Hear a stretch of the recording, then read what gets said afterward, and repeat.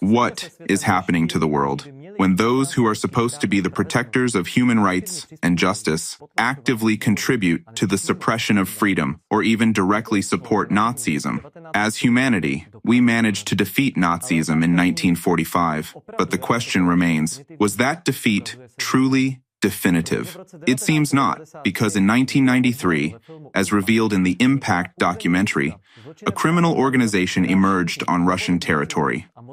This organization spreads modern-day Nazism and terrorism across nearly the entire world.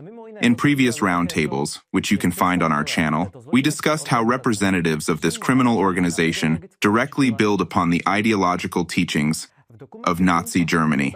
The Impact documentary also revealed the crimes this organization has already committed, including terrorist attacks, school shootings, and contributing to hatred, discrimination, and ultimately, the genocide of an incredible number of peaceful people, associations, groups, and religious minorities. In this discussion, we want to open one crucial key topic. What about those who have silently and actively supported the rampage of this global criminal network all this time? That is the question we pose in today's discussion. To make it clear for people, let's imagine the following situation. There is a group of maniacs who are slowly killing a person in the town square. Everyone can see it. But the security services go down to the basement for a coffee so they don't have to witness it. The prosecutor turns away. Publicly, in front of everyone, these maniacs are slowly killing a person, and everyone is silently watching. Now think about it. Should the authorities wait for this person to file a criminal complaint, or should those people intervene? For 10 years, we have been subjected to genocide. They destroyed us with slanderous articles. So why hasn't anyone intervened over the course of 10 years? Anti-cult organizations have existed for more than 30 years, and they have carried out many similar terrorist attacks. These are deliberately fabricated lies with the aim of destroying human lives. In 30 years, nobody has ever intervened to stop these scoundrels. Yes, scoundrels. So how do we solve this problem? We should turn to lawmakers and ask them how to proceed. Should representatives of the executive branch turn away? Or should they stop this madness? They say, no lawsuit was filed. Wait, everyone turned their backs because the person being killed in the square didn't file a lawsuit? All of this has been happening in plain view. Various rights have been violated hundreds of times. This is the most common act of information terrorism. It is genocide of a massive number of people. Alatra has been subjected to genocide for 10 years. In all that time, no one has come and asked these maniacs what they were doing. Slicing people up in the town square, slowly cutting their bodies into pieces. So what does this mean? Does it mean that the intelligence services, which investigated us and found nothing illegal, are accomplices and involved in covering it up? How should this be classified? Therefore, we now turn to all lawyers. How would you classify this? Yes, and we will continue to talk about it, ask these questions, and demand answers because we have the right to do so. For 10 years, genocide has been committed against us, the participants of Alatra. We consciously took on this persecution in order to track and expose those scoundrels who have been destroying human lives for 30 years. Those criminals who have been committing genocide against humanity for 30 years, applying their Nazi methods. Yes, we became guinea pigs. Some laughed at us, others spat in our faces. Some insulted us, and others just silently watched. But there are far more people and organizations that have suffered even more than we have. And I ask, Where were the human rights organizations that were supposed to protect us? Where were those responsible for the safety and protection of their citizens? Everyone saw what was happening with their own eyes, and no one did anything about it. Why didn't a single person on Earth stand up for us? Why did no one stand up for the innocent people, for our basic human rights and democracy? So, can we say that these people are rightfully in their positions or not? Or did they not see it? Or unless a stabbed person brings a lawsuit, they don't react? How is it possible that murderers and maniacs still run around labeling certain groups of people and, without evidence or basis, declaring them as terrifying cults and sects? The police should respond to this. We all have the right and freedom of religious belief, and according to the Constitution, no one should be silenced. It's true. They've been killing us in front of everybody for 10 years. We've been subjected to 10 years of genocide. Why are we doing this, you may ask? So that millions more will not suffer. Why didn't the power structures do anything? What did the governments do? Get it right. We are not against the lawmakers, although they have seen everything and have not passed a single law to defend people. On the contrary, they passed those laws which deprive people of their rights, and on the basis of that, all these repressions were carried out. That is real genocide. Why are governments not reacting? Who are they then? Criminals? Or is it some sloppy approach to their job? What should we call them? Will people trust these government officials? They have seen them destroy us for 10 years, and no one has lifted a finger. Well, this falls under the Rabat Plan of Action, which was adopted in 2012 in Rabat. It focuses on combating extremism and radicalization. Specifically, the aim of this plan is to establish specific recommendations to protect freedom of expression and to combat incitement to hatred, discrimination, hostility, and violence based on religious, ethnic, racial, or national affiliation. Yes, exactly. And now it's time to look at the broader picture of what has actually been happening over the past 30 years. It is necessary to realize that the anti-cult Nazis really acted in full force, and their brutality affected millions of people without exaggeration. These anti-cult Nazis, in their organizations, actually abused their power to eliminate the freedom of individuals, groups, and even entire nations, as we can see from the statements of some anti-cultists who present themselves in the media, in interviews. What they say is simply insane. This is truly the promotion of Nazism, and what we are witnessing is not just a matter of the Alatra movement. It is a broad attack on freedom and human dignity worldwide, because the horrors that are happening, as revealed in the Impact documentary, are unbelievably numerous. How many more organizations and movements will have to suffer before we finally wake up and stand up to this madness and the violence that is taking place? We must stand up for those who have been persecuted for a long time, who have been discredited, who have ultimately been, and unfortunately still are, being eliminated. Exactly. Just take a look. Millions and millions of people have suffered because of these criminals who feel like they are untouchable gods, who can decide the fate of humanity and commit genocide.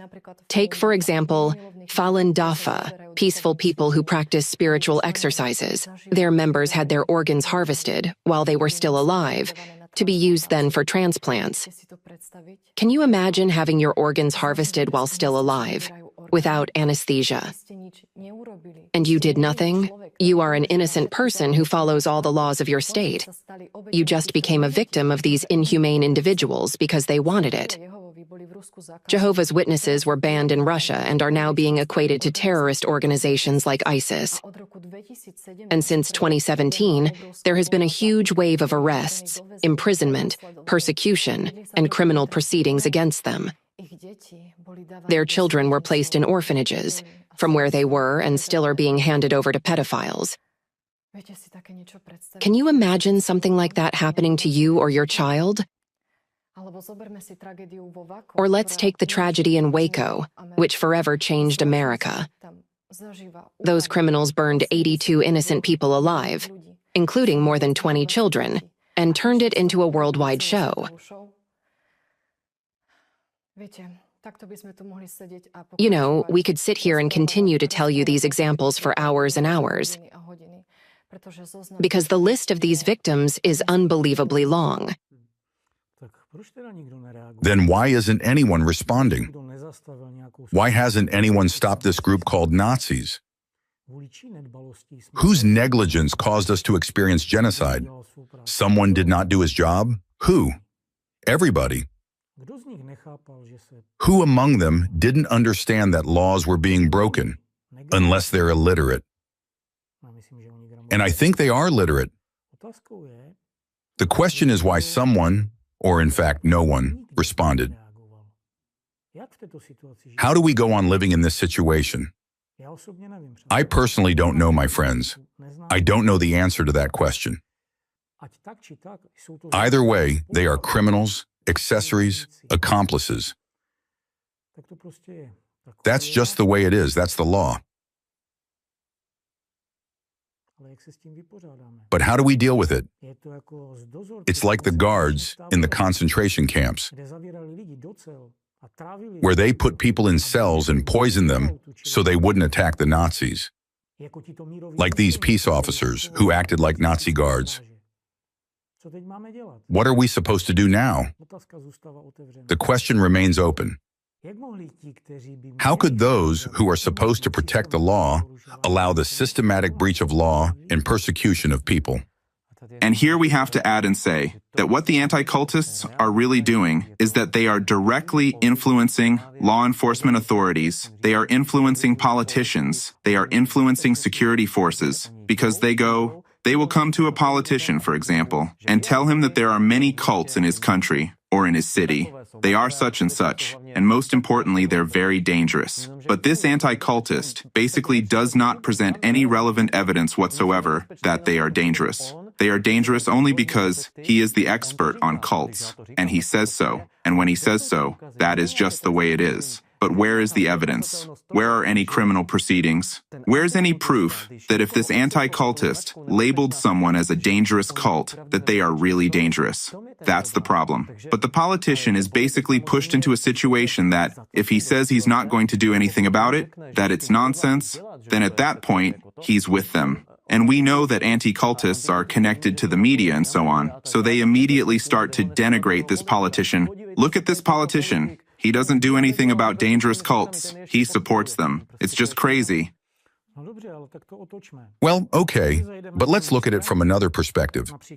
For example, we come to a minister, or anybody on the planet comes to a minister, and ask him, how do you feel about cults? Negatively? And why? Well, okay, and how do you feel about Nazism? Negatively? Did you know that the term cult and Nazism itself were invented by anti-cultists? So you're defending Nazism? Now ask what we're going to do. Ask the minister what we're going to do. Exactly. What is more, I go back to the Impact documentary, where this was explained in great detail, and I recommend it to anyone, even to those watching this debate who are not quite clear on this. Check out the Impact documentary, and specifically how Nazism came to be. It's very well described there that those who were behind the rise of Nazism were the anti-cultists, because already in the 20th century there was a so-called apologetic center in Germany, and this apologetic center, which was headed by Walter Künneth, was doing exactly the same work that modern anti-cult organizations are doing today, and they were already doing this in the 1920s. That is, long before Hitler ever came to power. Already then, they were preparing huge materials on various groups, societies, clubs, associations, and they called them cults and all sorts of things. Then, Hitler won the election, and these anti-cultists started training the Gestapo how to persecute these groups. All of this is discussed in the Impact, and it's really very well described there, how it actually played out. And today we see quite a precise parallel, because today we see that the same anti-cultists who are still following these ideological Nazi teachers from Germany are now again training the security forces, are again infiltrating politics and spreading this completely insane narrative that perfectly peaceful and normal people are actually brainwashed cultists. And so if we look at history, Those who created Nazism in Germany at that time were anti-cultists, and those who are creating Nazism now are anti-cultists again. And it is specifically the Ratziers organization, because its representatives are training the security forces. They are giving lectures to the public, to students. They are simply spreading this narrative everywhere, that these perfectly normal people, according to them, are dangerous cultists. Anti-cultists' influence on law enforcement agencies. Public activities of anti-cultists are merely a preparatory stage for further involving law enforcement and security forces in suppressing religious groups.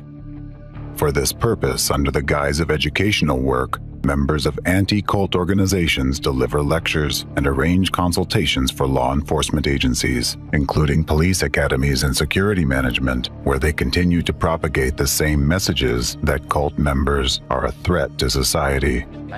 Anti-cultist Alexander Dvorkin gave a lesson to students in Chelyabinsk. Cults lure people in through deception, withholding information, and dishonest advertising. Cults are dangerous to individuals because they enslave personality and turn a human into an obedient tool in the hands of cult leaders. Several eyewitness stories will help illustrate the seriousness of the problem and serve as examples of what terrorist anti-cult propaganda is capable of in the modern, civilized 21st century. First-person account from Andrei in Belgorod. Requested anonymity. There were actions taken against us. For example, in the fall of 2012, we held a congress.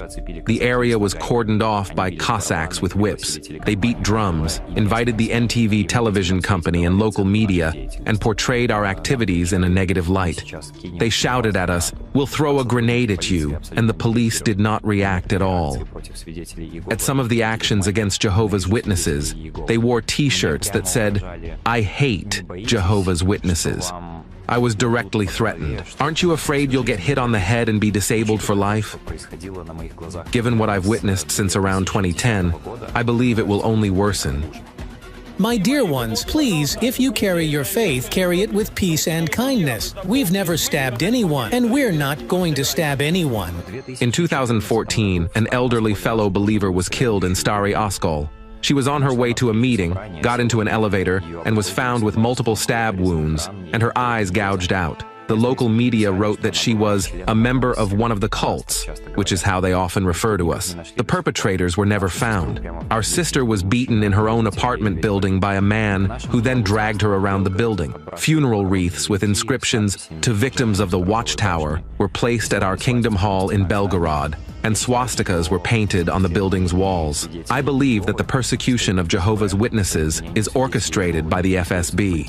Believers are already facing persecution, attacks, and physical violence in places where meetings and gatherings used to take place. They are subjected to acts of vandalism. We fear that this will become widespread. People who are guilty of nothing other than adhering to certain religious beliefs will find themselves targeted by those who consider them enemies of society. As for liquidation of the Jehovah's Witnesses organization, in this regard, I have no disagreement with it.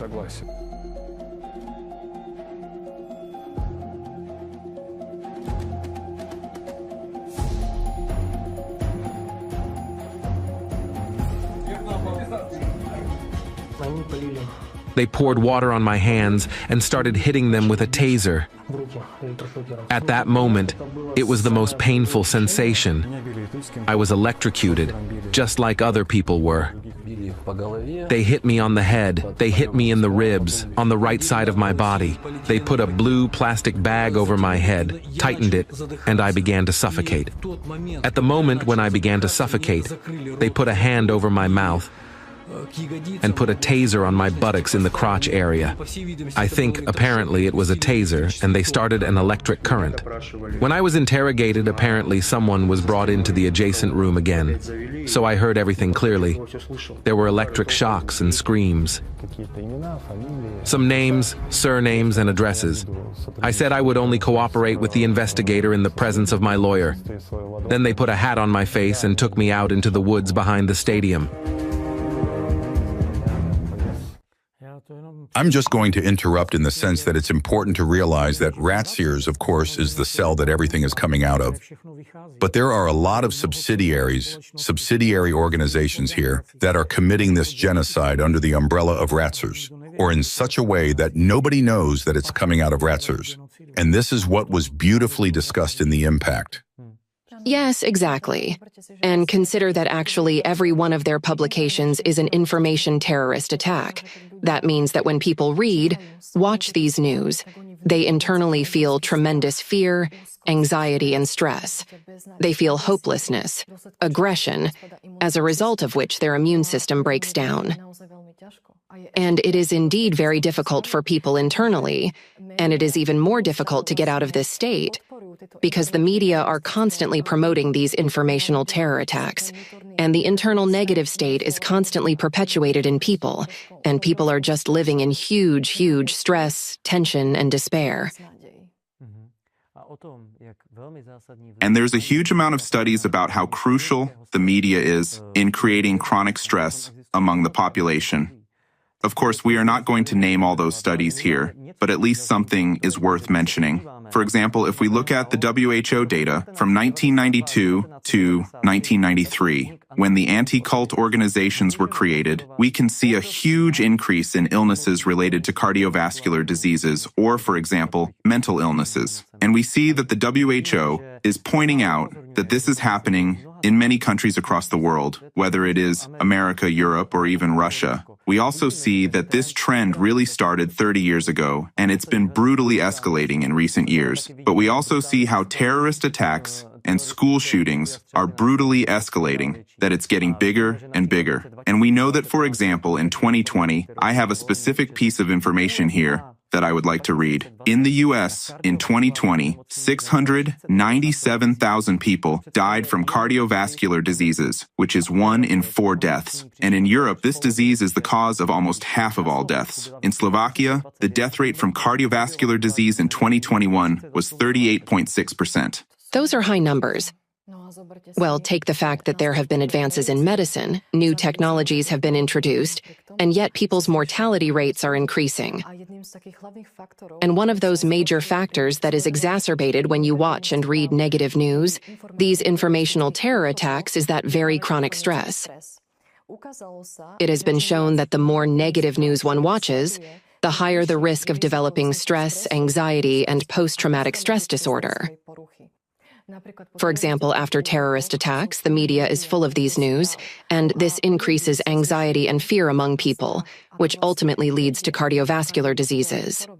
Exactly. And again, as I mentioned, it increases that chronic stress. And chronic stress, as we know, as various studies have confirmed, has a big major impact on strokes, cancer, depression, suicide, and we're seeing all of that on the rise these days. At the present time, when, paradoxically, we have made incredible advances in medicine, as has already been mentioned. So, let's take this into account, and I have additional information about how experts are commenting on this. This is actually a direct quote from the Impact documentary, stating that information about terrorist acts or other extraordinary events can increase the risk of cardiovascular problems by up to 53% over 3 years. We see that these anti-cult Nazis have been conducting a real information and psychological war for the last 30 years, constantly pushing this narrative in the media. All of this has had an impact on cardiovascular and other diseases, which have claimed more victims than both world wars combined.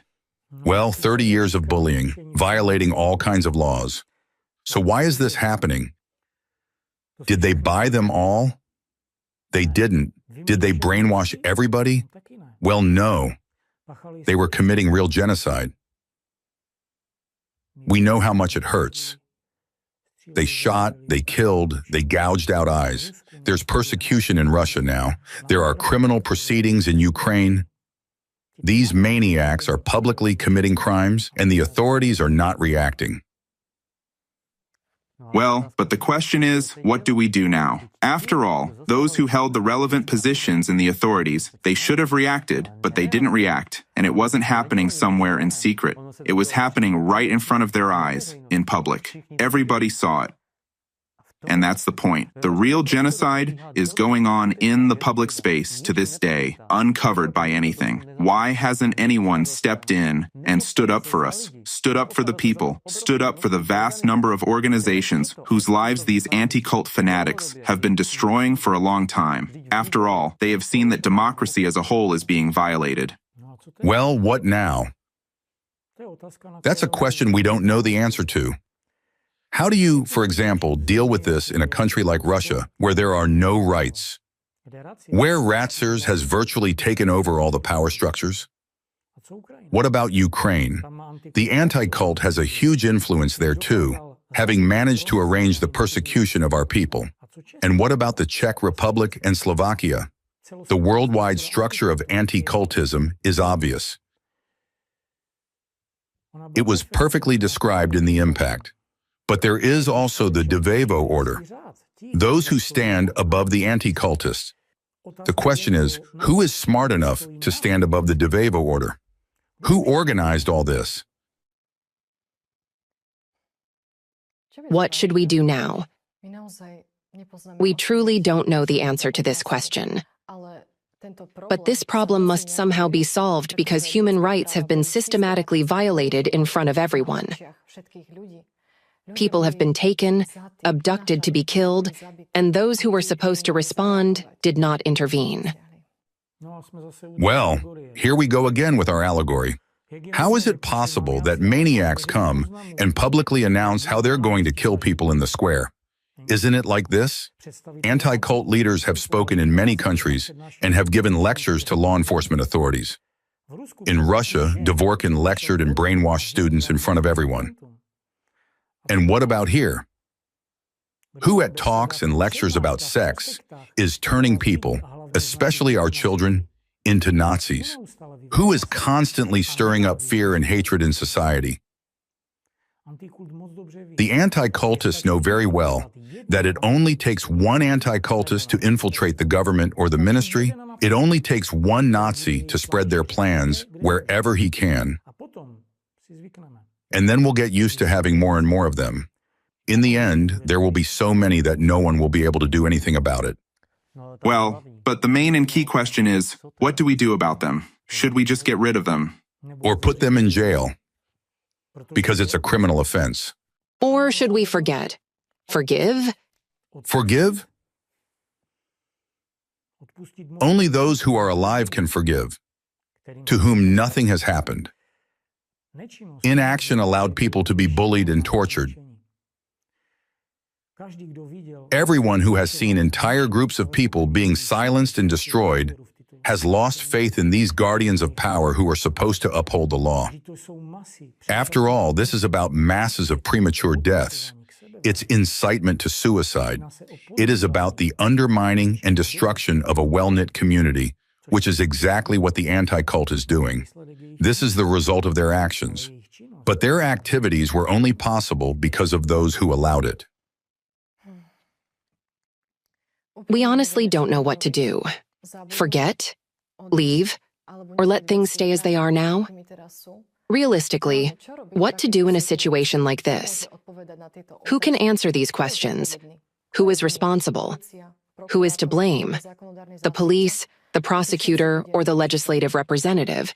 After all, they all saw what was happening. You know, it is really terrible when a person is a victim of genocide for 10 years. People spit on you because you are no longer human. We were persecuted. We wore yellow stars. We, like no one else, now understand how the Jews felt, and we tell you what it's like. It's horrible. It's terrifying.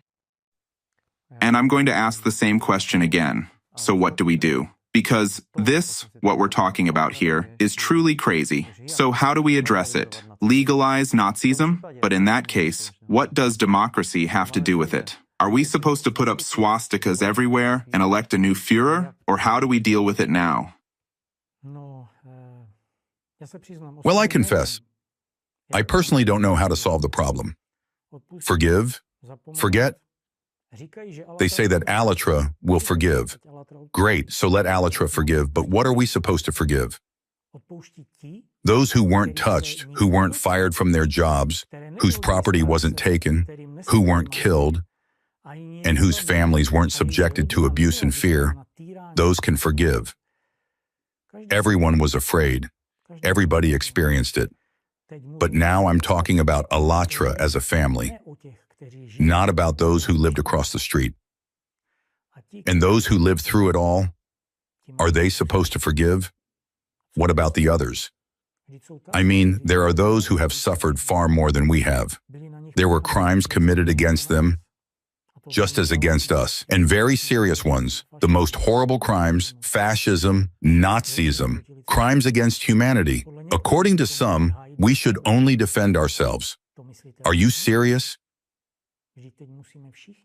I mean, we all have to defend everyone's rights now. We are all under the influence of informational terror attacks.